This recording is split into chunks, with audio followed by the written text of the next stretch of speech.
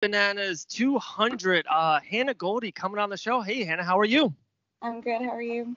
Doing good, doing good. Not even one of my favorite, fighters and all that stuff. One of my favorite people on this planet.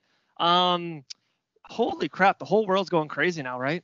It's Yeah, like, that's literally nuts. It's like I just feel like it's like a movie. It's like not real. right. It's something on Netflix. It is. It's absolutely. That's kind of like the topic. There's so much more. I got like 10 things for you, but how are you doing personally? How's Odin? How's the family? And then how is after that? First of all, how's that? How are you doing? We're good. Like it's been crazy having Odin stuck in the house. Like he's kind of going crazy. I'm kind of going crazy. We're used to like being able to go out and do stuff all the time, so it's like we're just trapped in the house. And I literally went to Walmart the other day and bought like $200 worth of stuff for him to play with in the backyard. And obviously, like he's two, so like he doesn't want to play with any of it. So it's Right. like, but no, I mean, it's been fun. It's been nice to just like enjoy time where like I don't feel like I have to be somewhere else. Like I can just like chill with him and not have to worry about the all the other stuff that's usually on my mind. Right. Yeah, with us, we've got the twin girls. We have Dylan and Susie, my wife, is just doing all this stuff with the kids. And, I'm coming in because I'm usually at work and now I'm not. So I'm kind of just like trying to help them, in any way I can. And our thing is, all we do is like we go on walks. We go on a morning walk and like a night walk. And the night walk, like her and I, like, okay, we got 3 hours to night walk. We got 2 hours to night walk. It's like our thing. It's like that's all we can do because usually the kids they kind of like fall asleep when you push them around the cart. And we have this nice neighborhood, so that's our go-to thing is this night walk. But then, okay, family aside, one thing it was funny we were talking about it too, and I knew you were coming on is people that can't go to work because of the corona effect. And, people say, oh, wow, I can't go to the gym. But there's only a few. There's, 280 UFC fighters and, Bellator and all that. But your gym is your job. Like, that is your work. And with all these gyms being closed, literally, and particularly like locked down and closed, how are you dealing with, just staying in shape and trying to stay in work because you usually are one of the most fit females in the MMA scene. So how are you doing it just staying in shape? I mean, I feel like working out is like something that if like you really want to do, you can do it with no equipment. So it's like I don't think like as a professional athlete you ever have an excuse to like not be in shape because like I don't know, like when I first started, I couldn't afford a gym membership. I like was at the beach doing beach workouts and stuff like that. So it's like there's always something that you can be doing. It does suck like obviously because we're social distancing, like I can't train with people like it Right, is right. I am lucky enough to have like people in my life that like still I'm close enough with them that like I can go to Mitchell's house and like Mitchell holds mitts for me. You know what I mean? Like Right. I'm blessed to have that, and like a lot of fighters, at that level, like in the UFC, like they do have that too. But it just sucks. It just makes everything a lot harder. But I do think that people should be taking it serious and not just like training with whoever and just like going around and like being gross about it because it is a serious thing. Like a lot of people are dying, so it's like the sooner that we can just like get it together, we can get back to our normal lives, and that will be Right. awesome. Right. I know. I cannot wait. It's like I cannot wait to work. Oh my goodness. Mitchell, we'll talk about him later in the show. I have something about that too. Um, but the next thing I want to kind of start with is, we were there, Pensacola, last Island Fights. I think it was Island Fights 50, if I remember right. Your last fight before Dana White Contender Series. We were out there too. Dean and I were out there. Dana White Contender Series. Vegas gets the win. And then short notice, I think we can finally tell this story. It's like so much in the past now. I remember someone sends me a picture on their iPhone and it says Hannah Goldie dash UFC. And you weren't a UFC fighter yet. You were in that in between, and you were maybe thinking about one, or you were thinking maybe something overseas and all this kind of stuff in this middle game. And then we FaceTime you. We don't even call you like it's a FaceTime. There's nothing more like intimate than a FaceTime without even knowing. So we FaceTime you right away, knowing that you had the short notice fight with UFC. So now, kind of looking back on, it's been a year and a half, almost 2 years. Island Fights 50, Dana White Contender Series, short notice fight UFC. how happy have you been with that, road? Was there something you would change or move around, or just everything is, on plan right now? Obviously, like, there's always things, like, especially in, like, a contact sport that, like, you can't plan for, like, injuries in training. You know what I mean? Like, they happen a lot and they suck. And, like, after, before my Contender Series fight, like, I had, like, a 12-week fight camp for that fight. And, like, when Abe called me for that fight, like, I was already in fight shape. And, like, I remember, like, I was training at Paul Rodriguez's gym, and I was, like, heading home from training, and I'm like, man, fuck, like, if I don't, like, start making money from fighting soon, like, I'm just gonna have to get another job and, like, really start working, like, on something else, and then, like, Abe called me and he's like, what's up, like, Contender Series in June, and I was like, fuck yeah, that's awesome. So, like, that fight camp was amazing, like, the best fight camp I've ever had. Like, I was in, like, super good shape, like, from the beginning of fight camp, which, like, usually it takes me a little bit to get there, and, like, everything just happened, like, good. Like, I just felt like that fight camp was, like, the way it was supposed to be. And then I started having some, like, chronic injuries, like, tack on my body afterwards, but, like, I never, like, took the time to heal the way that I should have, and, like, that's definitely one thing I regret, is, like, not taking time to, like, actually, like, heal my body properly, because I probably wouldn't have been dealing with a lot of stuff over the past 6 months. Like, ideally I would have had, like, to fight, like, at least 2 times since my last fight, but shit happens. So going forward, I just am happy that now I have, like, a really solid team behind me for, like, my recovery and my training and stuff. So, just making better decisions as far as, like, taking time off when I need to, because we all know I'm kind of a psychopath about that. Yeah, But, you don't stop working out for sure. Well, there's like 3 things I want to hit on there. One, you said about it was the best fight camp you've ever had. Like, as a fighter or like anything, a podcast, and sometimes after an interview, I'm like, damn, I nailed it. Like, when you nail it. Has that, when you say that camp, do you know what you can put your finger on why it was the best camp you ever had? Was there something like just every day just kept on, was better than the next? Was there something you can put like a special sauce on it? With that, as two is, I was going to say, how's your body now? You were saying like I'm finally trying to get healed. How are you physically now? Are you 95%? Are you almost 100% now? Yeah, I mean, the injury that made me have to back out of my fight in New Zealand, like I said, I've had a team at Advantacare in Maitland, really helping me with a lot of alternative surgery stuff that has been, improving me daily. So I'm super excited about that. But, I'm just, like, starting to ease back into training, and, there may be something in the near future that we'll talk about at some point. Sounds good. On that day, I'll wear your shirt. Okay, sounds good. But yeah, I don't know, man. I think, like, the most important part of my fight camp is always just, like, feeling like I'm, like, prepared physically, and that makes me prepared mentally, So, like, if I know that I put the work in, and, like, I know that I did everything that I could to win that fight, then, like, mentally, like, there's nothing else for me to think about. Like, I'm like, okay, like, I did everything that I could. I gave it everything that I had. So, like, if I don't win, at least I knew that. You know what I mean? Like, at least I did everything that I could to be as prepared as I could. But so it sounds like if you are physically in the best shape that you are in, that's the beginning of it. And then mentally, you can work on the ground game. You can work on your cardio. You can work on whatever the job is. You know what I mean? If it's standing up or whatever. Yeah, man. I mean, you could be the best fighter in the world, and if you don't have cardio, like, it doesn't fucking matter. Right. So absolutely. I think that's, like, a huge advantage mentally, like, as well as physically, Right. Knowing you put the work in. And, like, knowing that, like, you took it serious. Like, it's crazy to me. Like, I see a lot of professional athletes that, like, I feel like I'm like, you obviously don't take this serious. You know what I mean? Like, it's your job, so you should take it serious. 100%. And and we know it. How many people have we seen get into the big show or make that good money for a year or two, and then they're just back out? It's just, it's a brutal sport. It's there's no friends up there in the big game. It's if you're not doing the job or not getting the wins, they let it go. It's brutal. It's savage up there. I definitely got to hit you up on the Weili Joanna fight.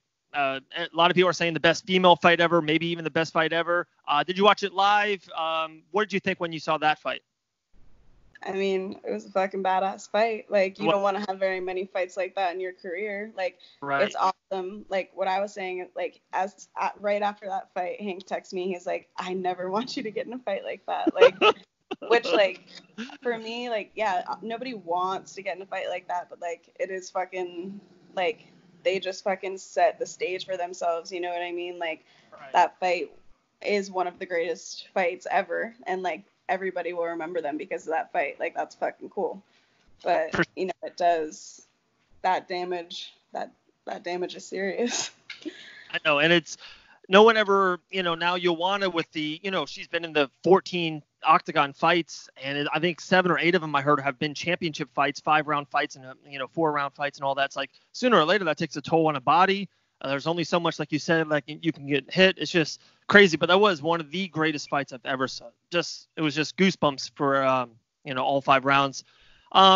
I remember probably 2 years ago when we first started talking, and I remember talking to you and also Felicia Spencer. Like, you two guys were like on the wavelength of, I thought, the best females in our area, best females in the state, kind of a thing. And just to be honest about everyone, I kind of talked to them like, Hannah's stand-up game is like insane. Kickboxing, all that stuff is like, watch out for Hannah. And you were right on the cups of the UFC, island fights and all that jazz. And now Felicia Spencer's fighting for the featherweight championship against Amanda Nunes. 3 out of 4 wins in the UFC. Her only loss against Cyborg, which is a good loss underneath their belt. Does that motivate you to say, hey, like, me and Felicia's 2-3 years ago, our names are close, and now she's fighting for the championship in a featherweight division against Amanda Nunes, and and soon, very soon, there'll be your next fight in the UFC. But does that motivate you to, like, yeah, I'm taking what's mine now? Yeah, I mean, absolutely. There's definitely a fire under my ass. Like, all of like my training partners and coaches have like been having to kind of like calm me down because I'm like amped for my next fight, like super amped. Like, they're like, all right, let's fucking just like relax a little bit. But no, man, Felicia is very, very motivational for a lot of reasons. One of my favorite things about her, like what you just said, like, no offense, but like you said, like, her only loss is against Cyborg, like, which is a good loss. And like, I know a lot of people like had like counted her out for that fight. Like, Felicia fucking believed that she was going to win Right. that fight, like, Right. straight up. And I don't think that a lot of girls that have fought Cyborg really felt that way. And like, I know that Felicia really fucking felt that way. Like, she's a bad bitch, you know what I mean? And like, she believes in herself, and that is, I think, one of the most motivational things about her. Like, she's real. I like her a lot. 100%. Same thing 2 years ago. 2 years ago and a year ago. Talked to her. She's been on the podcast multiple times. Talked to her off air, and she told me 2 years ago, she's like, I want Cyborg. Like, one of these days, it will just happen. I will fight Cyborg. And then kind of when it got close, when she got in the UFC and the Cyborg thing happened, she told me too, after the Cyborg fight, even after the loss, she's like, I'm going to fight Amanda Nunes and I'm going to beat her. Like, I'm going to be the girl who beats Amanda Nunes. She like told me this 14, 15 months ago, and now it's happening maybe in UFC 250 if the UFC has events. I don't know if you saw Felicia Spencer's like, Amanda, stay in Florida. Like, I know you live here. I live here. We can hopefully do it in Florida because Habib's in Russia and can't travel. It's just crazy. What do you want? Like, just the state of the UFC right now is just it's in mayhem. It's just crazy. Yeah, I mean, it is crazy, especially because like we don't know what's gonna happen. Like, there's a bunch of fighters that like have planned fights, and like we're all still training and like staying ready and stuff, but like the level of training that you get training in your garage with one person is not the same as being in a full fight camp with bodies on bodies on bodies in the gym, like working specifically what you need to for your game plan. Like, it's not the same. Like, I personally, like, I always want to fight, and like I'm always going to be ready to fight, like if I have a fucking fight scheduled, but I would always prefer to have like a legitimate fight camp over like having to train in my garage. Like, it sucks, but I don't know, like I definitely think that it's the right call to hold off on the events right now, but I just think like the shittiest part is that we just don't know like what's going to happen. Right. Like they just extended the ban on gyms to the 30th now, and like they could extend that again, you know? So like by the time we're all back at the gym, it could be like mid-May, you know? Right. So and Dustin Poirier was on Instagram Live earlier today, and he's got a fight like in mid-May, and he's like, I'm in Lafayette. I can't even get down to Coconut Creek. Like they have it blocked off. Lafayette can't get over to Florida. And then he's like, I don't know who I'm training with. I'm usually training with Masvidal and, you know, all those welterweights down there at Coconut Creek. And he's like, I'm just can't do it. So it's just like you said, it's like, it's just a weird time. Like, you know, you can train at 5 different places. We see you go to different camps and different gyms and you work with this person or that person. And now you're working at Gold's Gym, you know, in your garage there. We're coining that name. I'm telling you, that's money. I feel like that sounds so good. It has to be a thing. I know, like tank tops that says Gold's Gym on it. It's made, you know. I got the guns for that. You do, for sure. Guys, we're talking with Hannah Goldy. We'll probably leave it on this. One of the last things, and you mentioned Mitchell Chamali earlier. What he did for Combat Night in Duval was insane, and I want you to definitely hit on that if you can. But the thing I'm going to get to is you're kind of one of the fighters in this whole state that has a really good relationship with Mitchell Chamali and Dean Toole.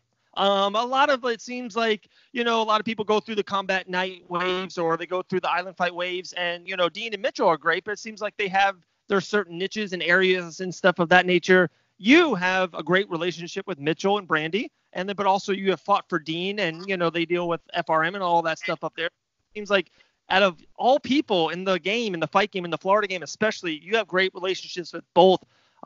You know, what do you put that to? Is that a credit to yourself? Are you happy to have great relationships with both? All that together.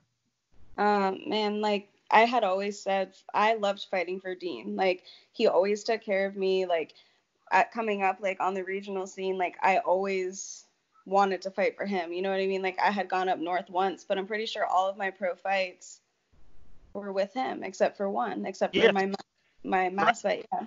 And like, I don't know, like it always felt nice fighting up there. Everybody from Pensacola was always super supportive, and, you know, I feel like he cared about the fighters and like their careers, and, you know, he wasn't like setting anybody up ever too. Like he had like two, like his friends fighting each other, you know what I mean? Like to make good fights, right. Because like he's like dedicated to making good fights, you know.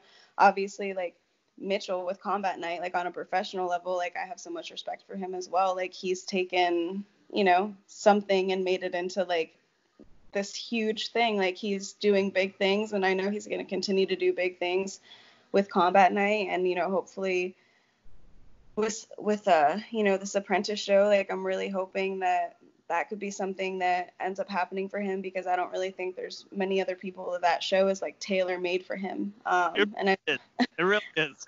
Yeah, it really is. And, you know, he's been working hard, and Dean too, you know, they've been grinding the past couple years. So I'm really proud of them, and I'm happy for them. And I'm happy that I came up, you know, with them.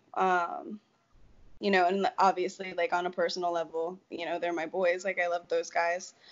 Dean, I don't get to see as much, obviously, but, you know, Mitch is family to me. You know, Brandy and Caden, right. Like Caden's my boyfriend. You know, Brandy's like my sister. Like I love them. So yeah, like I said, and I've said a million times, I'm very blessed to, you know, have a lot of people in my life.